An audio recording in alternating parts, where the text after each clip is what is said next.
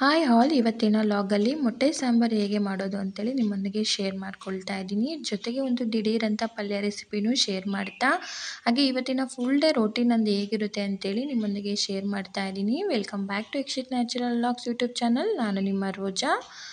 ಹಾಗೆ ಇನ್ನು ಬಾಗಿಲನ್ನ ನೀಟಾಗಿ ಒರೆಸಿ, ಅಂದರೆ ನಾನು ಯಾವಾಗಲೂ ಬಾಗಿಲಿಗೆ ಅರಿಶಿನ ಹಚ್ತಾ ಇರ್ತೀನಿ. ಇದು ತುಂಬಾ ಒಳ್ಳೆಯದು ಅಂತ ಹೇಳ್ತಾರೆ. ಸೊ ಹಾಗಾಗಿ ನೋಡಿ, ಇವಾಗ ನಾನು ಬಾಗಿಲಿಗೆ ಮೊದಲು ಈ ಥರ ನೀಟಾಗಿ ಅರಿಶಿನ ಹಚ್ಕೊಳ್ತಾ ಇದ್ದೀನಿ. ಅರಿಶಿನ ಹಚ್ಚಿ ನಾನು ಕುಂಕುಮನ ಇಟ್ಟು ನೆಕ್ಸ್ಟ್ ನಾನೊಂದು ಸಿಂಪಲಾದ ರಂಗೋಲಿನೂ ಕೂಡ ಹಾಕ್ಕೊಳ್ತಾ ಇದ್ದೀನಿ. ಬನ್ನಿ, ಇವತ್ತಿನ ರಂಗೋಲಿ ಕೂಡ ನಿಮ್ಗೆ ಇಷ್ಟ ಆದರೆ ವಿಡಿಯೋಗೆ ಒಂದು ಲೈಕ್ ಮಾಡಿ.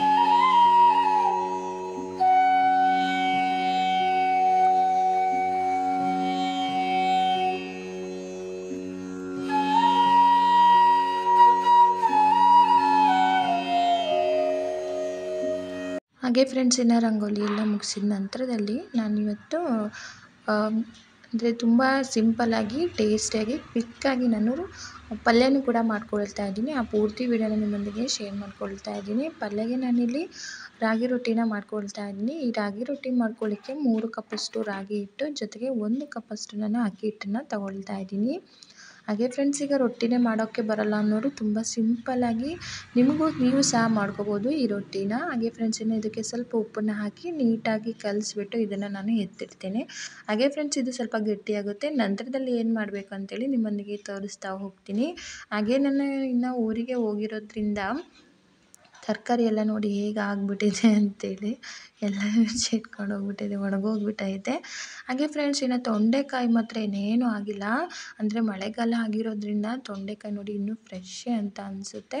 ಹಾಗೆ ಫ್ರೆಂಡ್ಸ್ ಇನ್ನು ಆಲೂಗೆಡ್ಡೆ, ಬೀನ್ಸು ಸ್ವಲ್ಪ ಕಾಳು ಸಿಕ್ಕಿದ್ವಿ ನನಗೆ, ಸೊ ಅವನ್ನೆಲ್ಲ ಹೆಚ್ಚಿ ತೊಗೊಂಡು ಈಗ ಪಲ್ಯ ಮಾಡಲಿಕ್ಕೆ ನೋಡಿ, ಮೊದಲಿಗೆ ನಾನಿಲ್ಲಿ ಒಂದು ಬಾಣಲೆಯನ್ನು ತೊಗೊಂಡು ಇದಕ್ಕೆ ಒಂದು 5ರಿಂದ 6 ಸ್ಪೂನಷ್ಟು ನಾನು ಅಡುಗೆ ಎಣ್ಣೆನ ಸೇರಿಸ್ಕೊಳ್ತೀನಿ. ಹಾಗೆ ಫ್ರೆಂಡ್ಸ್ ಇನ್ನು ಎಣ್ಣೆ ಬಿಸಿ ಆಗ್ತಿದ್ದಂತೆ ನಾನು ಇದಕ್ಕೆ ಚಕ್ಕೆ, ಲವಂಗ ಮತ್ತು ಪಲಾವ್ ಎಲೆ ಇದನ್ನು ನಾನು ಸೇರಿಸ್ಕೊಳ್ತೀನಿ. ಎಣ್ಣೆ ಸ್ವಲ್ಪ ಬಿಸಿ ಆಗಬೇಕು ಫ್ರೆಂಡ್ಸ್, ತುಂಬಾ ಟೇಸ್ಟಿಯಾಗಿರುತ್ತೆ. ಇದಕ್ಕೆ ಯಾವುದೇ ರೀತಿಯ ಮಸಾಲೆ ರುಬ್ಬಿ ಮಾಡಬೇಕು ಅನ್ನೋದು ಏನೂ ಇಲ್ಲ, ತುಂಬ ದಿಢೀರಾಗಿ ಮಾಡ್ಕೋಬೋದು. ನೋಡಿ ಇಲ್ಲಿ ಒಂದು 1/4 ಟೀ ಸ್ಪೂನಷ್ಟು ನಾನು ಜೀರಿಗೆನ ಸೇರಿಸ್ಕೊಳ್ತಾ ಇದ್ದೀನಿ. ಹಾಗೆ ಫ್ರೆಂಡ್ಸ್ ಇನ್ನು ಇದಕ್ಕೆ ಸ್ವಲ್ಪ ಚಕ್ಕೆ, ಒಂದು ಅರ್ಧ ಇಂಚಷ್ಟು ಚಕ್ಕೆ, ಒಂದು 2ರಿಂದ 3 ಲವಂಗ, ಹಾಗೆ ನಾನು ಇದಕ್ಕೆ ಸ್ವಲ್ಪ ಸಾಸಿವೆನ ಸೇರಿಸ್ಕೊಳ್ತಾ ಇದ್ದೀನಿ. ಜೊತೆಗೆ 1-2 ಪಲಾವ್ ಎಲೆನೂ ಕೂಡ ನಾನು ಇದಕ್ಕೆ ಸೇರಿಸ್ಕೊಳ್ತಾ ಇದ್ದೀನಿ. ನಂತರದಲ್ಲಿ ಫ್ರೆಂಡ್ಸ್ ನಾನು ಇದಕ್ಕೆ ಹೆಚ್ಚಿ ತೊಗೊಂಡಿರುವಂಥ ಈರುಳ್ಳಿ, ಟೊಮೊಟೊ, ಹಸಿಮೆಣಸಿನ್ಕಾಯಿ ಏನಿದೆಯಲ್ಲ ಅದನ್ನು ಸಹ ನಾನಿಲ್ಲಿ ಸೇರಿಸ್ಕೊಳ್ತಾ ಇದ್ದೀನಿ. ಸೇರಿಸಿದ ನಂತರದಲ್ಲಿ ನಾನಿದು ಚೆನ್ನಾಗಿ ಮಿಕ್ಸ್ ಮಾಡ್ಕೊಳ್ತೀನಿ. ಎಣ್ಣೆಯೊಂದಿಗೆ ನಾವು ಹಾಕಿರುವಂಥ ಈರುಳ್ಳಿ, ಟೊಮೊಟೊ, ಹಸಿಮೆಣಸಿನ್ಕಾಯಿ ಚೆನ್ನಾಗಿ ಫ್ರೈ ಆಗಬೇಕು. ಈಗ ನಾನು ಇದಕ್ಕೆ ಸ್ವಲ್ಪ ಅರಿಶಿನ ಹಾಕಿ ಮತ್ತೊಮ್ಮೆ ನಾನು ಈ ಥರ ಚೆನ್ನಾಗಿ ಮಿಕ್ಸ್ ಮಾಡ್ಕೊಳ್ತೀನಿ. ಈ ಸ್ಟೇಜಲ್ಲಿ ಸ್ವಲ್ಪ ಉಪ್ಪನ್ನು ಸಹ ಸೇರಿಸ್ಕೊಳ್ಳಿ, ಬೇಗ ಬೆಂದ್ಕೊಳ್ಳುತ್ತೆ ಈರುಳ್ಳಿ, ಟೊಮೊಟೊ. ಹಾಗೆ ಫ್ರೆಂಡ್ಸ್ ಇನ್ನು ತರಕಾರಿ ನಾನು ಆಲೂಗೆಡ್ಡೆ, ತೊಂಡೆಕಾಯಿ ಜೊತೆಗೆ ಸ್ವಲ್ಪ ಬೀನ್ಸಿನ ಕಾಳು ಸಿಕ್ಕಿದ್ವು, ಹಾಗೆ ರಾತ್ರಿ ನೆನೆಸಿದಂಥ ಬಟಾಣಿ ಕಾಳನ್ನ ಹಾಕಿ ನಾನು ಇವಾಗ ಚೆನ್ನಾಗಿ ಮಿಕ್ಸ್ ಮಾಡ್ಕೊಳ್ತಾ ಇದ್ದೀನಿ. ಹಾಗೆ ಫ್ರೆಂಡ್ಸ್ ಇನ್ನು ಸ್ವಲ್ಪ ಉಪ್ಪು ಸೇರಿಸ್ಕೊಳ್ಳಿ, ನೋಡಿ ಸೇರಿಸ್ಕೊಳ್ಳಿ, ಯಾಕೆಂದರೆ ತರಕಾರಿಗೆ ಉಪ್ಪು ಹಾಕಬೇಕಲ್ವ, ಹಾಗಾಗಿ. ಹಾಗೆ ಫ್ರೆಂಡ್ಸ್ ಇನ್ನು ಕರಿಬೇವನ್ನ ನಾನು ಮರ್ತೋಗ್ಬಿಟ್ಟಿದ್ದೆ ಸ್ಟಾರ್ಟಿಂಗಲ್ಲಿ, ಸೊ ಹಾಗಾಗಿ ಈಗ ನಾನು ಆ್ಯಡ್ ಮಾಡ್ಕೊಳ್ತಾ ಇದ್ದೀನಿ. ಹಾಗೆ ಫ್ರೆಂಡ್ಸ್ ಇನ್ನು ಇದಕ್ಕೆ ಎಗ್ ಮಸಾಲ ಪೌಡರ್ ಸ್ವಲ್ಪ ಹಾಕ್ಕೊಳ್ತಾ ಇದ್ದೀನಿ. ಎಲ್ಲನೂ ನಾನು ಒಂದು ಅರ್ಧ ಟೀ ಸ್ಪೂನಷ್ಟು ನಾನು ಸೇರಿಸ್ಕೊಳ್ತೀನಿ. ಹಾಗೆ ಮಸಾಲೆ ಸಾಂಬಾರು ಪುಡಿ ಮಾತ್ರ ನಾನಿಲ್ಲಿ 1ರಿಂದ 2 ಸ್ಪೂನಷ್ಟು ನಾನು ಸೇರಿಸ್ಕೊಳ್ತೀನಿ. ಈಗ ಪೆಪ್ಪರ್ ಪೌಡರ್ ಜೊತೆಗೆ ಚಿಕನ್ ಮಸಾಲ ಪೌಡರ್ ಇದಿಷ್ಟನ್ನು ಹಾಕಿ ನೋಡಿ ಚೆನ್ನಾಗಿ ಮಿಕ್ಸ್ ಮಾಡ್ಕೊಳ್ತಾ ಇದ್ದೀನಿ, ಚೆನ್ನಾಗಿ ಫ್ರೈ ಮಾಡ್ಕೊಳ್ತೀನಿ. ಹಾಗೆ ಫ್ರೆಂಡ್ಸ್ ಇನ್ನು ನಾವು ಮಸಾಲೆ ಇಷ್ಟನ್ನು ಆ್ಯಡ್ ಮಾಡಿ ಫೈನಲಾಗಿ ನಾನು ಇದಕ್ಕೆ ಮಸಾಲೆ ಸಾಂಬಾರು ಪುಡಿನ ಸೇರಿಸ್ಕೊಳ್ತೀನಿ. ತುಂಬಾ ಕ್ವಿಕ್ಕಾಗಿ ಮಾಡ್ಬೋದು, ನೀವು ರೊಟ್ಟಿಗೆ ತಿನ್ನುವಂಥದ್ದಲ್ಲ, ಇದು ಅಕ್ಕಿ ರೊಟ್ಟಿಗೆ ಚೆನ್ನಾಗಿರುತ್ತೆ, ಚಪಾತಿ, ಪೂರಿ, ದೋಸೆ ಇವಕ್ಕೆಲ್ಲ ತುಂಬಾ ಚೆನ್ನಾಗಿರುತ್ತೆ. ಈಗ ಫೈನಲಾಗಿ ಫ್ರೆಂಡ್ಸ್ ನಾನು ಸಾಂಬಾರು ಪುಡಿನೂ ಸೇರಿಸಿ ನಂತರದಲ್ಲಿ ನಾನಿವಾಗ ನೀರನ್ನು ಸಹ ಆ್ಯಡ್ ಮಾಡ್ಕೊಳ್ತಾ ಇದ್ದೀನಿ.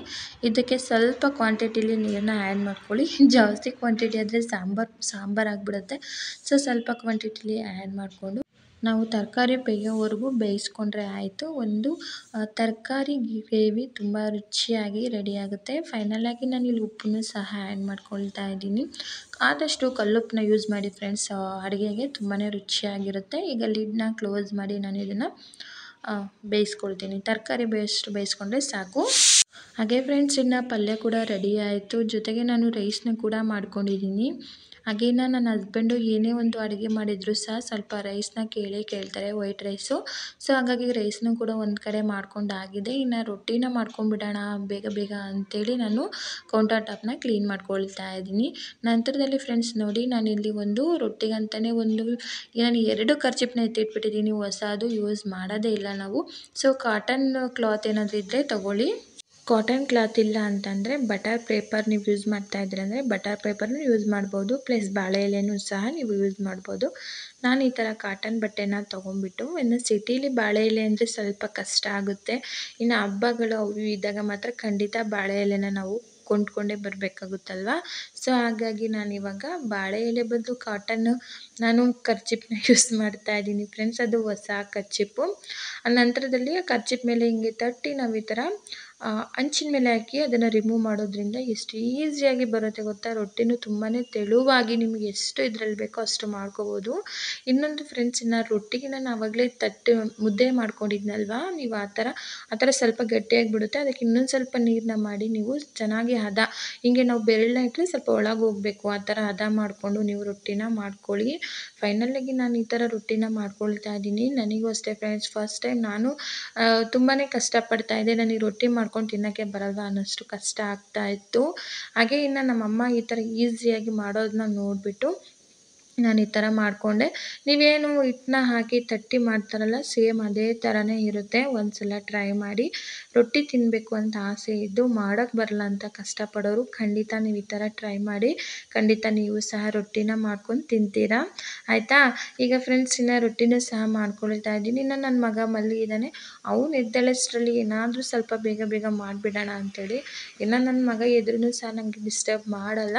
ಬಟ್ ಅವನಿಗೆ ರೆಸ್ಟಿಗೆ ಹೋಗೋದು, ವಾಶ್ರೂಮಿಗೆ ಹೋಗೋದು, ಮುಖ ತೊಳ್ಸೋದು, ಸ್ನಾನ ಮಾಡಿಸೋದು, ಸೊ ಕುಕ್ಕಿಂಗ್ ಎಲ್ಲ ಮುಗಿದ ಮೇಲೆ ನಾವು ಈ ಥರ ಕೆಲಸ ಮಾಡಿಕೊಂಡ್ರೆ ಬೆಟ್ರ್ ಅಂತೇಳಿ ಬೇಗ ಬೇಗ ಮಾಡ್ತಾ.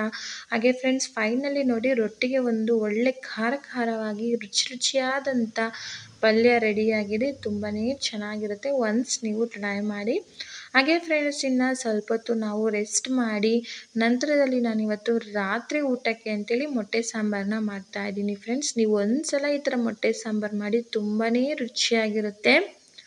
ನಾನು ಯಾವ ರೀತಿ ಮೊಟ್ಟೆ ಸಾಂಬಾರನ್ನ ಮಾಡ್ತೀನಿ ಅಂತಂದರೆ, ಇಲ್ಲಿ 2 ಟೊಮೊಟೊನ ಹೆಚ್ಚಿ ತೊಗೊಂಡಿದ್ದೀನಿ, 1 ಈರುಳ್ಳಿನ ಹೆಚ್ಚಿ ತೊಗೊಂಡಿದ್ದೀನಿ. ಜೊತೆಗೆ ಫ್ರೆಂಡ್ಸ್, ಇಲ್ಲಿ ಒಂದು ಸಣ್ಣ ಕಾಯಿ ಚಿಪ್ಪಷ್ಟು ಫುಲ್ ಚಿಪ್ಪನೆ ತೊಗೊಂಡಿದ್ದೀನಿ, ಸಣ್ಣದು ಆದರೆ. ಅದಕ್ಕೆ ನಾನಿವಾಗ ತೆಂಗಿನಕಾಯಿ ಅಷ್ಟನ್ನು ಆ್ಯಡ್ ಮಾಡ್ಕೊಳ್ತಾ ಇದ್ದೀನಿ. ಫುಲ್ಲು ಒಂದು ಇಡೀ ಆಗೋಷ್ಟಿದೆ, ನೋಡ್ಬೋದು ನೀವು. ನಂತರದಲ್ಲಿ ಫ್ರೆಂಡ್ಸ್, ಇಲ್ಲಿ ನಾನು 1.5 ಗೆಡ್ಡೆ ಬೆಳ್ಳುಳ್ಳಿನೂ ಸಹ ತೊಗೊಂಡಿದ್ದೀನಿ. ಅದನ್ನು ಸಹ ನಾನಿಲ್ಲಿ ಆ್ಯಡ್ ಮಾಡ್ಕೊಳ್ತಾ ಇದ್ದೀನಿ. ಎಲ್ಲ ಹಸಿದನ್ನೇ ನಾನು ಆ್ಯಡ್ ಮಾಡ್ಕೊಳ್ತಾ ಇದ್ದೀನಿ. ಹಾಗೆ ಫ್ರೆಂಡ್ಸ್, ನೀವು ತುಂಬ ರೀತಿಯಲ್ಲಿ ಮೊಟ್ಟೆ ಸಾಂಬಾರು ಟ್ರೈ ಮಾಡ್ತೀರಾ.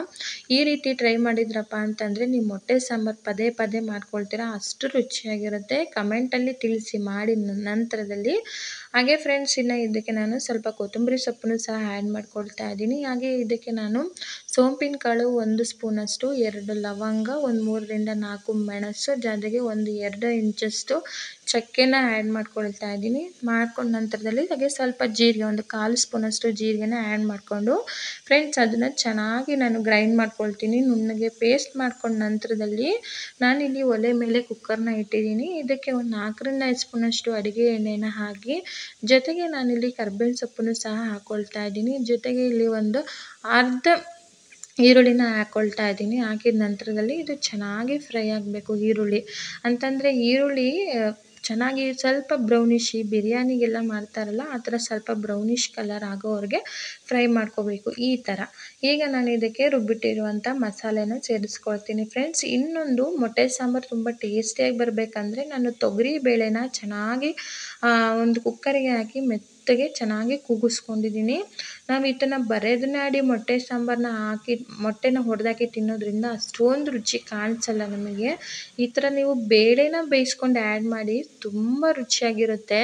ಒಂದು ಸಲ ಟ್ರೈ ಮಾಡಿ. ಹಾಗೆ ಫ್ರೆಂಡ್ಸ್, ಇದನ್ನು ನಾನು ಮುದ್ದೆಗೆ ಸರ್ವ್ ಮಾಡ್ಕೊಂಡಿದ್ದೆ, ಮುದ್ದೆ ರೈಸಿಗೆ.